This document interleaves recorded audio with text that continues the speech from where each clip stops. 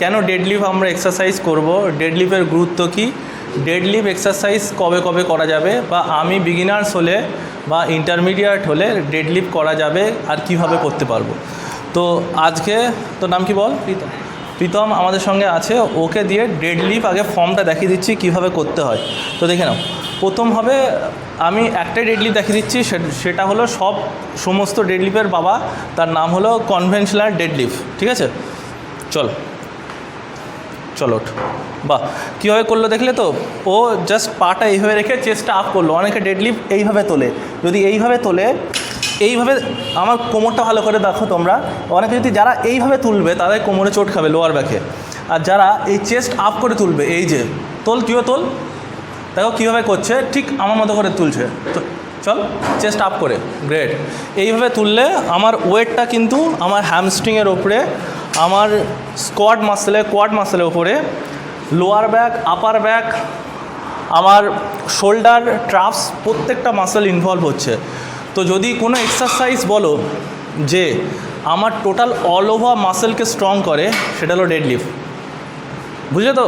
কিন্তু ডেডলিফট এমন একটা এক্সারসাইজের নাম ডেডলিফট দেওয়া হয়েছে কারণ এই একটা লিফে অনেকজন মানুষের প্রাণ গিয়েছে, তো সেটাও তোমাকে মাথায় রাখতে হবে।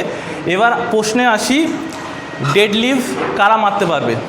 বিগিনার্স থেকে শুরু করে ইন্টারমিডিয়েট পর্যন্ত সবাই মারতে পারবে ডেডলিফট, কিন্তু ডেডলিফট মারার ধরন আছে, আর ডেডলিফট কবে কবে মারা যাবে।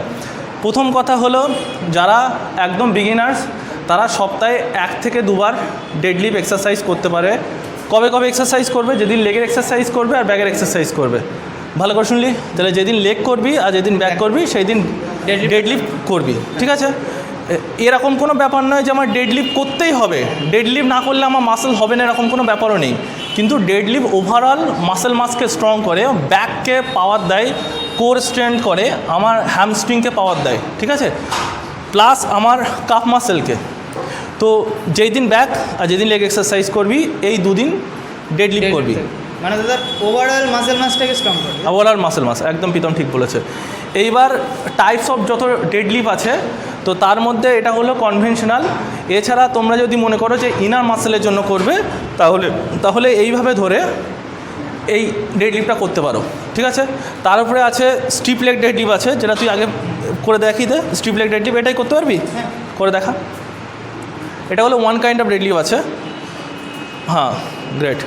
পাটা হালকা বেঁকবে, গ্রেট, ছেড়ে দে। এটা একটু হেভি ওয়েট হয়ে যাচ্ছে, ছেড়ে দে। তো এটা হলো স্ট্রিপ লেগ ডেডলিফট। স্ট্রিপ লেগের ডেডলিফটের প্রধান কাজ হলো হ্যামস্ট্রিং। আসলে ডেডলিফট আমরা যদি করি পুরোপুরি ওভারঅল আমার প্রত্যেকটা মাসেলকে ট্রেন করা হয়, কিন্তু স্ট্রিপ লেগ ডেডলিফট হলে আমার লোয়ার ব্যাক আর হ্যামস্ট্রিংকে বেশি টার্গেট করা হয়। তো যারা, তাহলে এখানে প্রশ্নের উত্তর পেয়ে গেলি, যারা বিগিনার্স আছে তারা ডেডলিফট করতে পারে, কিন্তু লাইট ওয়েটে, ইগো ওয়েট নয়। 2 নম্বর কথা, ডেডলিফট কবে কবে করবে? যেদিন ব্যাক এক্সারসাইজ করবো আর সেদিন লেগ এক্সারসাইজ করবো। 3 নম্বর কথা, আমার যদি ডেডলিফট, আর একটা কথা হলো, অনেকে দেখি বিনা বেল্টে ডেডলিফট করে, তো বিনা বেল্টে ডেডলিফট করা যাবে না, বেল্ট করে অবশ্যই ডেডলিফট করবে, তাহলে ইনজুরি হওয়ার চান্স আছে, অ্যাবসলিউটলি। তো সবাইকে বোঝাতে পারলাম। যদি কোনো প্রশ্ন থাকে অবশ্যই কমেন্ট করে জানিও, আর ফলো করো আমাদের gym pages, and follow mark academy, mark made mind and mark made muscle.